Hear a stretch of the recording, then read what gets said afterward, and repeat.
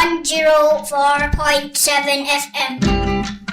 Mun kasing takuamin ay mun ibingay, iskanta, liwliwa, yadama.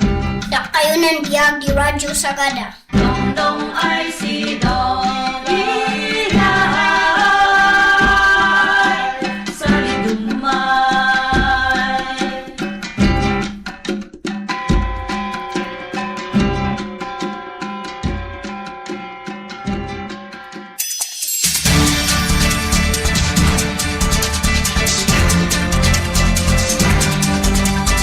Damdamag Radyo Sagada.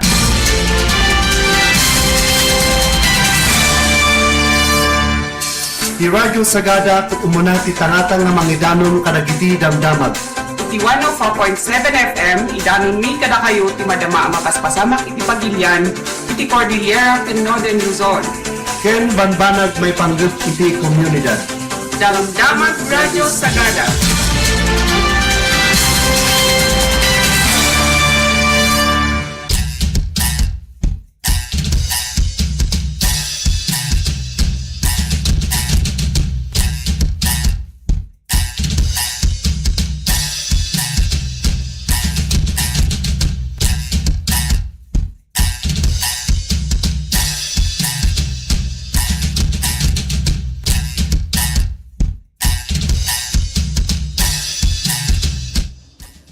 Naimbang nga aldaw, iti amin nga madama nga nakatunin, iti Radyo Sagada 104.7 FM. Siyak ni maing mangipasangbay kadagiti kang runaan nga damdamag, ken mapaspasamak iti ilitayo nga Mountain Province, Cordillera, ken iti Pagilian. Dahito iti damdamag Radyo Sagada Midday Edition, ket atuy dagiti ulo ti damdamag, para ita nga aldaw ti Huwebes, July 2, 2026.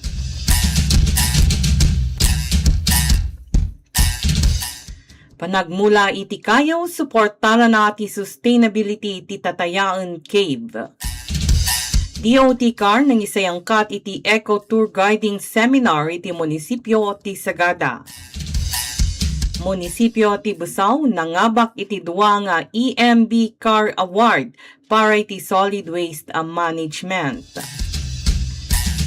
Boundary dispute inendorso ti Kalinga PPOC, idurunda ti adang para iti kinatalged ti publiko.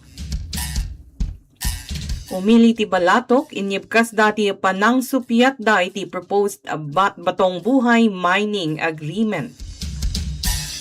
Sa nga pulo kan pito nga munisipyo ti makikumpetensya iti 2026 Search for the Best Tourism Village sigun iti Department of Tourism Cordillera. Pinasingkadan manan dagiti umili ti opposition iti CMDC Exploration ijay Mangkayan. LGBTQIA+ nga individual mabalindan aligal nga agadaptar ka solo parents sigun iti NACC.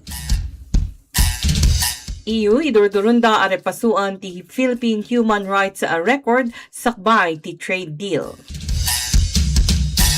Ket para iti detalye dagiti damdamag, sa nga gasut 50 a Benguet Pine seedlings tinaimulay ti Arubayan, ti Tatayaan Cave iti Sitio Mabisil ijay Barangay Anquilang, iti Hunyo 26, kasilpo iti opisyal a panakailukat ti Cueva, ken panakarambak ti Arbor Day.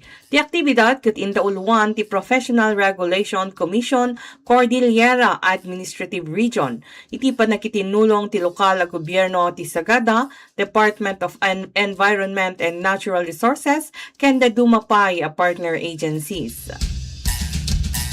Siguniti Community Environment and Natural Resources Office ijay Sabangan, napili tinasao a lugar kaputa maysa daytoy a rehabilitation area ana ipasdak iti 2013 no sa dinno, ti agtultuloy a panagmula iti kayo kat makatulong iti panakaisubli ti forest cover kana mangpasayaat iti panagbiag dagiti naimula akayo. Kinunada iti opisyal ang makatulong ti ganwat ang manglapad iti panagregay iti daga, mangsalaknib kadagiti watershed, mangkasay iti pagga ti panagregay iti daga, ken mangpreserba iti natural nga aglawlaw ti Tatayaon Cave, bayat ti panagduras daytoy nga agbalin a destinasyon ti ecotourism. Daytoy nga aktibidad ket ipakita na ti shared commitment ti ahensya ti gobyerno ken lokal a komunidad iti environmental conservation ken sustainable tourism. 40 ken 2 ti nang kumpleto iti makalawas nga eco-tour guiding seminar ngin sayang ka ti Department of Tourism Cordillera Administrative Region wenno DOT CAR iti apan nakitinulong ti munisipyo ti Sagada babaen iti Municipal Tourism Office. Ti seminar ang naangay manipod Hunyo 22 agingga iti 28 ket nangted kadagiti lokal a tour guide iti naparangay a paglaingan iti eco-tour guiding heritage interpretation, visitor management, environmental stewardship, communication, ken customer service. Intampok ti panagsanay ti professionalism, cultural sensitivity ken responsable nga tourism practices. Tapno mapasaya at ti kalidad ti serbisyo ti turismo ken mangpapigsay ti community-based tourism iti Sagada. Sigun kadagiti lokal nga opisyal, panggep ti programa asigurado nga agtultuloy nga mangipaay dagiti lokal at tour guide iti napateg a padas dagiti bisita bayat iti panangitandudo ken nang preserba iti nabaknang a kultura tawid ken dagiti natural nga atraksyon dito sa Sagada babaen kadagiti sustainable tourism practices. Iti sabali a damag dua pamadayaw tinaawat ti munisipyo ti Busaw, manipod iti Environmental Management Bureau Cordillera Administrative Region, kabayatan ti may kasyam nga Environment Summit gapu iti naisang sangayan apan nagreget na iti panang imanihar iti solid waste. Namigbig ti munisipyo gapu iti Green Enterprise iti waste management para iti waste diversion ken sanitary landfill operations. Dagiti pamadayaw ket inawat ni Menro designate Dalay Anawi iti nagan ti lokal a gobyerno. Sigun iti gobyerno municipal ipakita ti panakabigbig ti waste diversion initiatives ti Busaw, pakairamanan ti bottle crushing, eco-brick production, recycling activities kan agtultuloy a panang tungpal na kadagiti sanitary landfill operation standards. Pinadayawan ti LGU, ti Municipal Environment and Natural Resources Office, barangay partner agencies, stakeholders, ken residente gapu iti kinaornos, ken ti panagkumitda amang salaknib iti aglawlaw.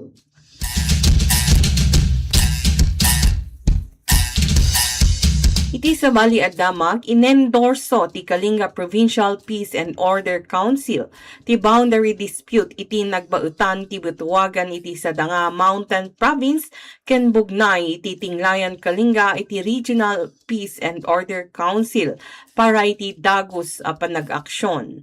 Dahito nga dang ket kalpasan ti panakatay ti maysa at tagabugnay bayat ati napasamak nga tribal encounter iti Hunyo 27. Sinuportaran mo ti konseho ti naisingasing a panakaipasdak ti Drug Rehabilitation Center iti Kalinga at Tabuk City tinangintukon iti daga para iti proyekto. Kabayatan na padamag mo ti Philippine Army nga nawaya ti Kalinga iti insurhensya. Amang palubos kadagiti tropa amang ipamaymay-say ti community development ken youth leadership programs. Napagtutungtungan metlaeng ti konseho ti umadado abilang dagiti aksidente ti kalsada iti Tabuk City ken plano da ang mapasaya at ti kinatalged ti kalsada.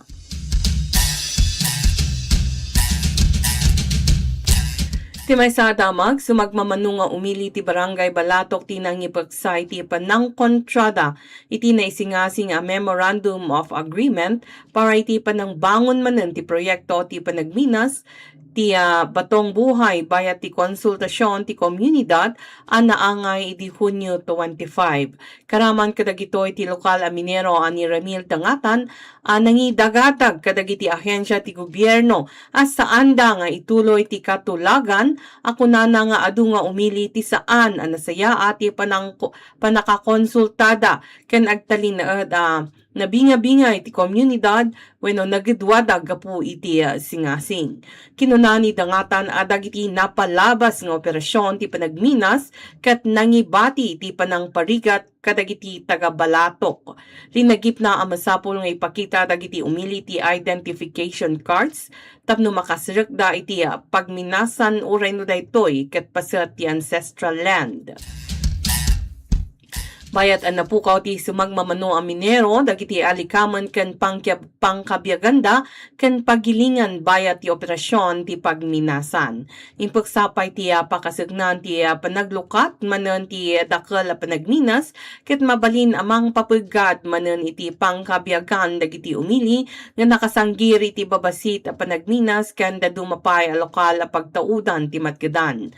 Bayat ti panang bigbig na akasla makagungguna ti sumagmamano a provision ti naisingasing amowa kinunani dangatan nga adu ti agamak mabalin maulit dagiti biddot iti napalabas no adda sa bali a panagminas makasabat iti pinansyal a parikot. Dagiti pakasagnan ket inbaga manen dagiti dadu mga umili nagpakdaar ati sa balipay at dakkel a proyekto ti panagminas. Ket mabalin ang mangikat kadagiti pamilya mangsingay ti pangkabiyagan ken adada amang gedway ti komunidad. Inlawlawag dagiti panakabagi ti gobyerno bayat ti konsultasyon nga awan pay ti napirmaan ang maudya katulagan kenin panamnamada kadagiti umili may sayangka ti kanayunan a konsultasyon sakbay maarami ti anyaman a desisyon. Adu nga taga-Balatok ti nang taginayon nga anyaman a katulagan ang mga pektar ti ancestral domain ket rumbeng laeng agtultuloy kalpasan a makagunod ti free, prior, and informed consent ti indigenous cultural community.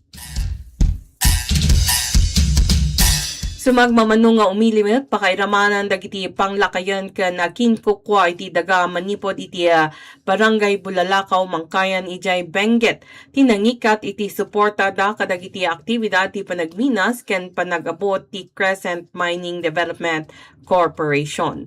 Kinuna dagiti umili nagpirmada iti imununa a manifesto asaan da binasa apatsyenda nga itudo dagiti inmununa a proyekto ti kumpanya. Kunada nga itan ket saan da suportaran ti anyaman nga aktibidad ti panagminas wenno panagabot ti CMDC iti komunidad da. Naisubmitir dagiti kopya ti panag-ikat da kadagiti barangay ti Bulalakaw ken Ginawang. Iti National Commission on Indigenous Peoples, Mines and Geosciences Bureau ken Mangkayan Municipal Government. Ti panagduras ket umay bayat nga agtultuli ti amang mintinar dagiti residente ti barikada maibusor kadagiti na iplano nga aktibidad ti panagsukisok ti kumpanya. Amang ibagbaga ti proyekto ket awanan iti kasapulan a free, prior, and informed consent manipod kadagiti na apektaran nainsigudan a komunidad. Napay kasta kinunati CMDC nga daan daytoy iti valid exploration permit tinungpal na iti proseso ti FPIC kan agtalinaed asilulukati dialogo kadagiti apektado a komunidad. Sa nga pulo kan pitumat nga munisipyo ti makikumpetensya iti 2026 Search for the Best Tourism Village sigun iti Department of Tourism Cordillera.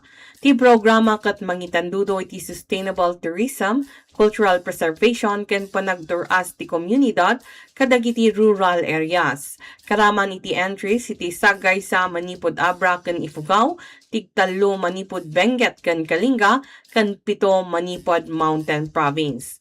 Kinuna ni Regional Director Jovita Ganongan na ti programa ket saan nanlaeng nga bigbigan dagiti komunidad amang pasaya at iti tourism potential babaen iti technical guidance. Makaawat dagiti mga bak iti cash prize nga umabot iti may sa milyon pesos karaman ti tourism promotion ken capacity building support.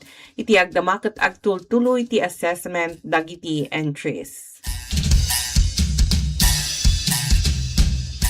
Ti Sabalya Damag, kinunati National Authority for Child Care no NACC at dagiti kwalipikado nga individual nga LGBTQIA+ ito'y Pilipinas ket mabalin a legal ang mga mangampon kadagiti ubing ka solo parents babaan kadagiti agdama alintag.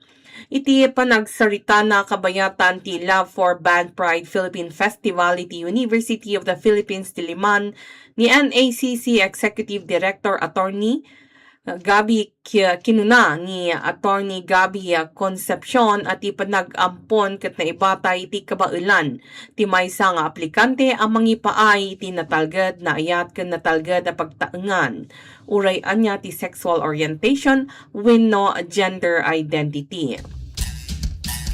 Iti babaan ti Republic Act number 11642 dagiti laeng single LGBTQIA+ nga individual ket mabalin nga agampon kaputa saan pay nga inpalubos ti lintag ti Pilipinas ti same-sex marriage when joint adoption dagiti same-sex couples.